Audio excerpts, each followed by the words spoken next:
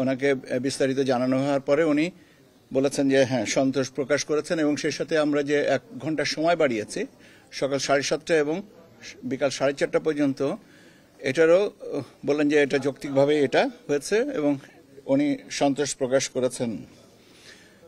উনি অত্যন্ত মনোযোগ দিয়ে যেটা জানতে শুনেছেন সেটা হচ্ছে আপনার out of country voting and in country postal vote, এইটার সম্পর্কে ওনার কৌতূহল এবং পদ্ধতিগত বিন্যাস এবং প্রযুক্তিগত বিষয়গুলো যে আমরা আমাদের স্থানীয় কি বলা যেতে হবে এক্সপার্টস দিয়ে করা হচ্ছে, এটা শুনে উনি অত্যন্ত খুশি হয়েছেন এবং উনি সার্বিকভাবে আমাদেরকে বলেছেন যে নির্বাচন কমিশন এগিয়ে যাচ্ছে এবং একটা ভালো সুষ্ঠু এবং অর্থবহ নির্বাচনের জন্য যতটুকু সাহায্য সহযোগিতা এবং সহানুভূতি ওনার দিক থেকে প্রয়োজন দেওয়ার সুযোগ আছে, উনি তার থেকে বেশি ছাড়া কম দিবেন না।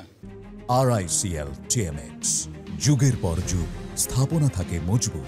এটাই মূলত ছিল আজকের আলোচ্য বিষয় এবং এই বিষয়গুলোকে নিয়েই বিস্তারিত আলোচনা, ছোট ছোট প্রশ্ন, ছোট ছোট কৌতূহল, ছোট ছোট উত্তর, এই সমস্তগুলো নিয়ে আমরা ওনার সাথে অত্যন্ত আন্তরিক পরিবেশে আমরা সবাই আলোচনাটা করেছি। আমি আপনাদেরকে এইটাই আর কি জানানো এই মুহূর্তে। এখন আপনাদের একটা প্রশ্ন থাকতে পারবে যে তফসিলটা কখন ঘোষণা করা হচ্ছে। দেখছেন আমি আপনাদের মনের কথা জানি। আজকে বিকাল 4টার সময় স্যারের ভাষণ, মাননীয় প্রধান নির্বাচন কমিশনার স্যারের ভাষণ রেকর্ড করা হবে।